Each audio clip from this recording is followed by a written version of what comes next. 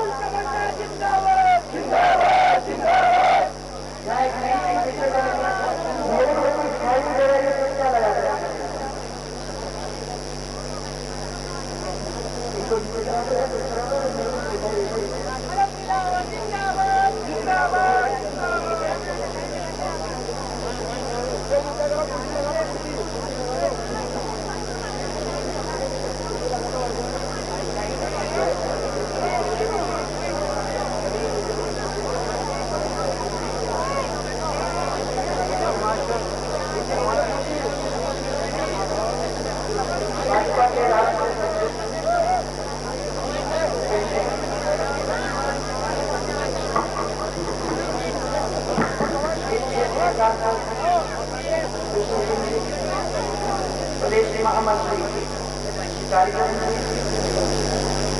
इस क्षेत्र में पूर्व मंत्री मदन बिदावत, पूर्व विधायक हेमराज मीणा, हमारे विधायक शिगाव राजन, पूर्व विधायक हेमराज मीणा, वरिष्ठ नेता वरिष्ठ नेता मंडल अध्यक्ष श्री लक्ष्मी नारायण और जिला अध्यक्ष आनंद मेरे सामने बैठे सब मेरी माता बहन, सब मेरे बुजुर्ग भाइयों और एक मानने के करने हैं थोड़े उम्र आ गए हैं तो वो तो आप भी हमारे इस क्षेत्र के हमारे परिवार के सब सदस्य हैं, सबको मैं प्रणाम करना चाहता हूँ। सबसे पहले बहुत सुंदर आप लोगों को किसी के अंदर जाने का मौका मिला है और मेरे लिए होना चाहिए परंतु आज एक गोयल साहब जो भारतीय जनता पार्टी के प्रदेश अध्यक्ष रह चुके हैं जो झालावाड़ संसदीय क्षेत्र के अंदर मुझे लाने वाले व्यक्ति थे, आज कल रात को उनका निधन हुआ। आज फूल चढ़ाने गए और वहीं से मैं आया हूँ, तो इसलिए थोड़ा सा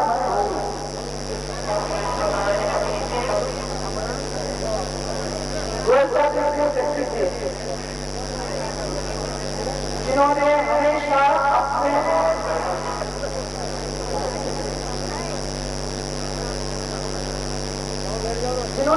भारतीय जनता पार्टी में हर कार्यकर्ता अपना प्यार करता।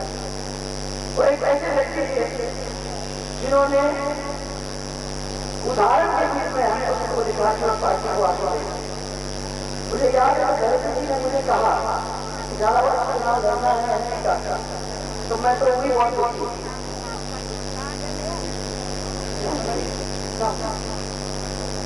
मैं देखती हूँ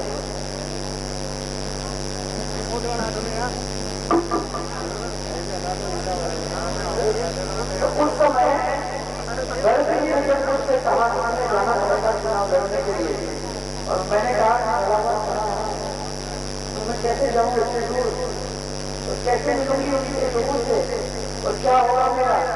तो उन्होंने केके गोयल को अपना कहा इस स्टेशन से आए को डिस्कस कर देना, तो झालावाड़ ले जाना और झालावाड़ में मुझे कोई कष्ट न हो ये देखते हैं।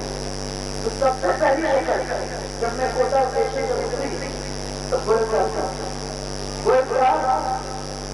हाथ खड़ा के बड़े प्यार से लेके गए और बोले कि एक ऐसा शब्द है जिसको अगर परिवार का मानोगी तो ये पूरा क्षेत्र ऐसा प्यार देगा कि तुम छोड़ के कभी उसको जाना नहीं चाहोगा। और आज की बात को मैं याद कर रही हूँ, वो बिल्कुल सही कहे, क्योंकि जिस दिन से मैंने इस संसदीय क्षेत्र के अंदर पैर रखा और 12 मैंने आपके पकड़ो झगड़ा और आपके शाहबाद और झालावाड़ के लोगों से मुलाकात हुई, तो मन कभी लगा भी नहीं और कभी ये निर्णय करता भी नहीं। हम लोग जब से आपके क्षेत्र के अंदर आपके साथ मिलकर काम कर रहे हैं, ये एक के सबसे एक गोरखनाथ जी मैं उनको याद करता हूँ। वो उस समय के नेता राजा का साथ देता है, ये वो नेता थे जिन्होंने हमेशा हम लोगों को ये कहा कि कार्यकर्ता सबसे जरूरी, कार्यकर्ता को हमेशा खुश रखने की कोशिश करता है। और उस जमाने में हेलीकॉप्टर नहीं करते, गाड़ी में जाना पड़ता था, कभी कभी पैदल भी जाना पड़ता था। और उन्होंने हमेशा ये कहा कि कार्यकर्ता के पास जाता रात को जब रुकते हो जैसे हेलीकॉप्टर से हम लोग जाते हैं, उस जमाने में उनको बताया था कि लोगों के पास जाना, कार्यकर्ताओं को वहां रहना, उनके यहाँ भोजन करना, और वो एक परिवार को छोड़ने वाली बात हो जाती है। और ये चीज हमने आज वो नहीं रहे हमारे मन में, बस तो उन्होंने जो अच्छी अच्छी बातें हमको कही है उन चीज को ध्यान रखने की हम कोशिश करेंगे। और मैं समझती हूँ कि भारतीय जनता पार्टी उनकी वजह से और मजबूत हुआ, कोटा के अंदर उनका नाम रहा, और आज जब वो नहीं रहे हमारे बीच में तो पूरा कोटा उनको याद कर रहा है। उनके इस दिवस पे मैंने सबको कह दिया कि मेरे को मारा मत देना, आप लोग के बीच में आना यही एक अपने अपने खुशी है, यही एक चीज है जिसको मैं याद रखना चाहूंगा कि जब भी इस क्षेत्र के अंदर आते हो तो वो पुराने दिन याद आते हैं। और मैंने हमेशा ये सोच रखा था कि पुराने दिन और आज के दिन में कुछ तो फर्क होगा। 4.5 साल से कांग्रेस का राज है, तो हो सकता है कि सड़क अच्छी हो जाएगी, हो सकता है कि पानी की चिंता नहीं होगी, हो सकता है कि नहरों के अंदर पानी आ गया होगा।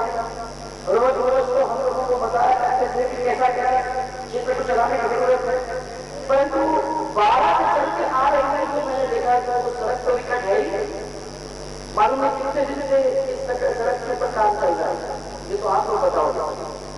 परंतु भारत पूर्ण रूप से अंतमान क्षेत्र है। हमारे समय के अंदर हम लोगों ने अनूठी चीज तैयारी की, क्यों कर वो तो अपने साथ बदल दिलाएंगे और उनको पैसा दिला देंगे एक फिक्स डिपॉजिट के अंदर, और हम कहते थे कि फिक्स डिपॉजिट से पैसा जाएगा तो बिजली के बिजली कीमत हो जाएंगे और लोगों को पानी आराम से मिल जाएगा। मुझे लगता है कि वो तो चल नहीं रहा होगा, वो तो बंद हो गई होगी। और अब तक कौन मुझे देखता है कि भाई इनकी गरीब आदमी के लिए पानी लगाना पैसा अलग से रखे या न रखे, तो क्यों गरीब से काम नहीं कर रहे हैं। कांग्रेस ने पेयजल के लिए परवन से पानी लाने की घोषणा तो की थी, क्या वो कर दिया? परवन से पानी पीने को मिला? मैं ये भी देखती हूँ कि जब भी कांग्रेस की सरकार आती है तो अफीम के पट्टे कटते हैं। अब कांग्रेस की सरकार 4-4.5 साल से चल रही है, अफीम के पट्टे हैं क्या? बढ़िया पूरा साफ कर दिया आप लोग को, अच्छी बात। फिर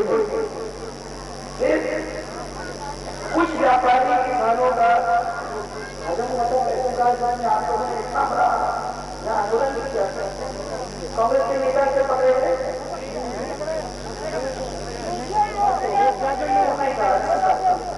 आजकल तो ऐसे ही चल रहा है, ये तो सब छूट रही है। अभी अभी आज आपने अखबार पढ़ा होगा 13,000 करोड़ का घोटाला महानरेगा के अंदर, ये तो एक और घोटाला है। वहाँ आपका 2G का घोटाला, लाखों करोड़ रुपया, कोयला का घोटाला, लाखों करोड़ रुपया, माइनिंग में घोटाला, वो लाखों करोड़ रुपया, प्लेन में घोटाला, वो लाखों करोड़ रुपया। ये तो कुछ बनने का काम है, इसमें तो कुछ ही नहीं है। मैं तो समझती हूँ कि वो काम कर रहे हैं, कभी तक उनके ऊपर वाले करके आ रहे हैं। 13,000 करोड़ रुपए आप सोचो एक मिनट के लिए कि भारतीय जनता पार्टी की सरकार थी तो हम लोगों ने 36 लाख लोगों को महानरेगा के अंदर नौकरी दिलाई। अभी इनकी गिनती कर लोगे तो 1 लाख लोग भी पूरी तरह से इसके अंदर काम नहीं कर पाए। हम लोगों ने अपने समय के अंदर हजारों लोगों को 100 रुपए तनख्वाह और 100 दिन की नौकरी दी थी। आप लोगों को जानकारी क्षेत्र के अंदर इन लोगों ने तो बिल्कुल ही नहीं किया और लोकतंत्र के अंदर लोग राजी नहीं है। आप लोग अगर कोई ऐसी पार्टी है तो वो है कांग्रेस। आज मैं अखबार पढ़ रही हूं, लोगों ने उसके ऊपर हल्ला उठाया तो भारतीय जनता पार्टी ने कहा कि जो कांग्रेस की राजनीति है वो सारी है इस महानरेगा के ऊपर, उस कांग्रेस को प्रधानमंत्री को इसकी बात करना चाहिए। तो सोनिया गांधी ने भारतीय जनता पार्टी में लोग बोलना है, बोले जो भी होगा उस समय पार्टी बैठी है उसको बोलना है, बोले हम लोग को रिजाइन करने वाले नहीं है। 55 साल हो गए, 65 साल, जिससे 5 साल मेरे और 7 साल 55 साल भारतीय जनता पार्टी ने कांग्रेस के हुए और कांग्रेस ने राज कराया, अपने ही परिवार में राज कराया। आज परिवार कहता है कि हमें कोई परवाह नहीं है, जिसको बोलना है बोल दो। लोकतंत्र का राज है कि परिवार का ये हम सोचना चाहते हैं, कोई मतलब नहीं है। वो तो ये कह रहे हैं कि हम आएंगे खाएंगे खाएंगे और क्या कर सकते हो देंगे। 13,000 करोड़ और वो भी गरीब के देखते जाएंगे। मैं आप लोगों को कहना चाहता हूँ 55 साल अपन ने कांग्रेस से किया तो राजस्थान को भी कुछ घटे में डाल कर दिया। जब हम लोगों ने सरकार संभाली तो उस समय मुझे याद है कि बीमारू प्रदेश हम लोगों को दिया गया। उस बीमारू प्रदेश को फिर से पैर पे खड़ा करने का काम 5 साल के अंदर हमने किया।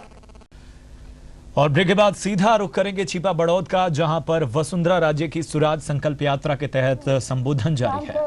दुष्यंत जी, मल्लू, कालीचरण जी, राव साहब, चंद्र जी विजय, प्रेम जी गाल, भरत जी बटला, हमारे मंडल अध्यक्ष श्री रमेश जी गोयल और जिला अध्यक्ष श्री आनंद जी गर्ग, ये सब और मेरे सामने बैठे हुए पूरा छिपा बड़ौद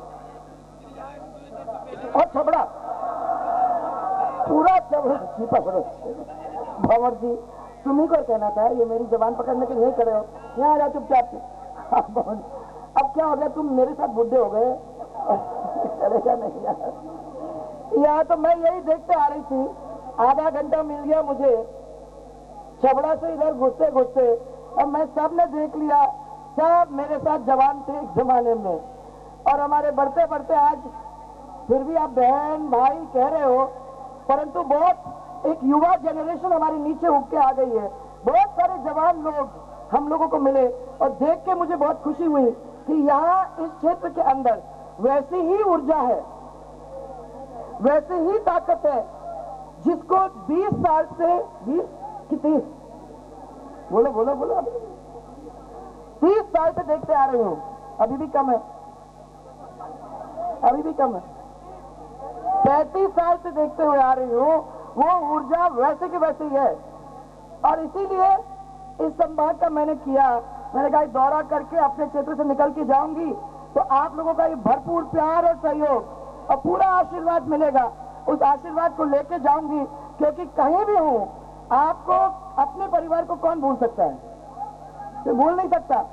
और यहाँ मैं सबको कहना चाहती हूँ कि कोई एक जात नहीं, कोई एक मजहब नहीं, 36 के 36 कौम और सब जातियों को छाती से लगा के लेने का काम मैंने तब किया था और आगे भी करेंगे। और मैं विश्वास कर रहा, आपको दिलाना चाहती हूँ कि राजस्थान को 5 साल के अंदर आगे ले जाने का काम किया था, अब फिर करेंगे, परंतु आप लोगों को सबको साथ देना होगा। तैयार हो तो बताओ। अभी अभी आप लोगों ने अखबार में पढ़ा कि नहीं पढ़ा, परंतु आज हेडलाइन बनी है कि महानरेगा में भ्रष्टाचार उजागर हुआ। पढ़ा आपने?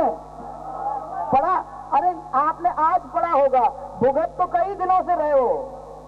सबको मालूम है कि राजस्थान में जब महानरेगा शुरू हुआ था, अपनी सरकार थी, और महानरेगा के अंदर कितना अच्छा काम राजस्थान ने किया था।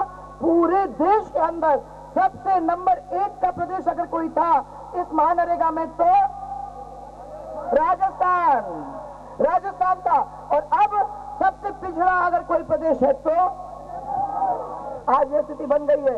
और मैं आपको बताना चाहती हूँ कि आज के जो तत्कालीन पंचायत राज मंत्री भरत सिंह थे, उन्होंने 5 कलेक्टर्स के खिलाफ मुख्यमंत्री जी को नोट शीट बना के भेजी।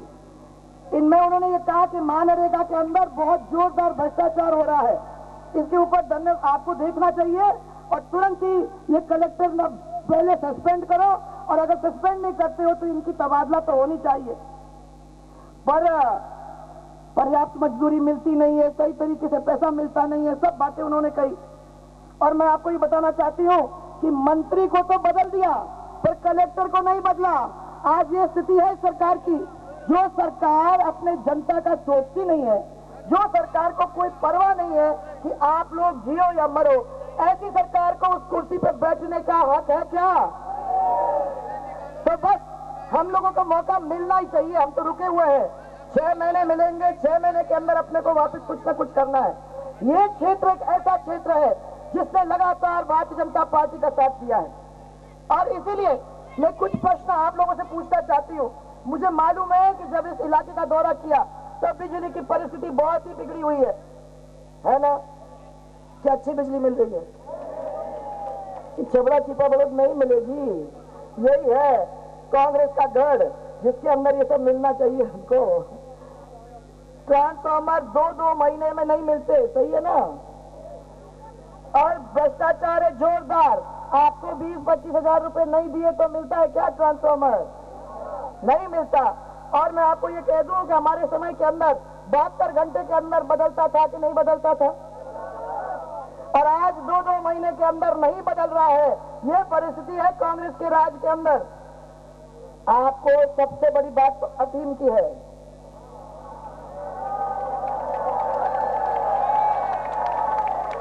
है ना? अफीम की। आप और हम कितने साल? 35 साल गुजारे साथ में। जब भी कांग्रेस का राज आया तो अफीम के पट्टे, और भारतीय जनता पार्टी का राज आया तो अफीम के पट्टे हमारे गरीब लोगों को वापस इसलिए मिले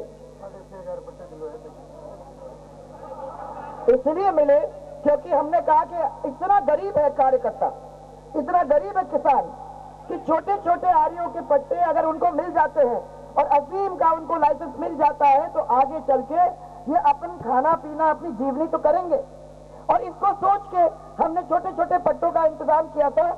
अपनी सरकार के अंदर इस इलाके के अंदर करीबन 6000 से ज्यादा पट्टे, या बैठे हो आप लोग, तब 6000 से ज्यादा पट्टे मिले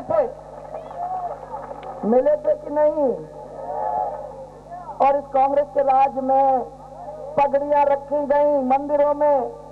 किसको याद है? पगड़ियां रखी गई कि आप चिंता मत करो, ये लो हमने अपनी पगड़ी रख दी, और पगड़ी रखने के बाद हम आपको वायदा कर रहे हैं कि हम आपका काम इस अफीम का करके देंगे। कहा था कि नहीं?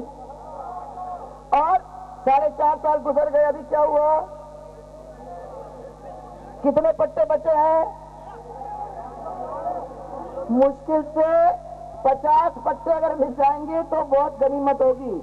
ये तो आज आप लोगों की हालत है। ये कांग्रेस के राज में हमेशा होता है, आप लोग सब जानते हो। अच्छा बताओ, बैतली और हिंगलाज जैसे बांध अपन ने बनाए, पूरा किया कि नहीं किया? इस सरकार ने आपको ये कहा था कि हम नहरें निकालेंगे, बोला कि नहीं बोला? नहरें निकल गई होंगी। 4.5 साल बहुत समय होता है, हर चीज पे ऐसे ऐसे करोगे तो कैसे काम चलेगा? सही बताओ। बैतली और हिंगलाज हमने बनाए, नहर ये निकालने वाले थे, बनाए कि नहीं बनाए नहर? बड़े वायदे रखती है ये सरकार, वायदे करती भी है और उसको पूरा रखती है कि नहीं? नहीं रखती। लासी बांध के जो विस्थापित, उनको पुनर्वास मिल गया? चीज पे नहीं बोलोगे क्या मुझे? और जिनको भूमि मिली वो रहने लायक है क्या? यह कांग्रेस सरकार जयपुर के अंदर बैठ के बात करती है कि हम जनता के लिए कर रहे हैं, वो कर रहे हैं। अभी आपके गांव के अंदर जब घुस ही रहे थे तो बहुत बड़ा पोस्टर मिला।